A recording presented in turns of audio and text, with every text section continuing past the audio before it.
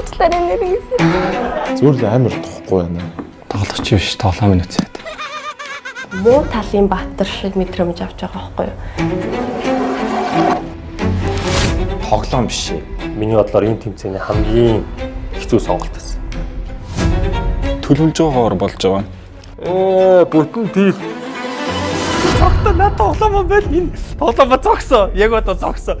Маш харгас тоглоом байна. Түгүр яава.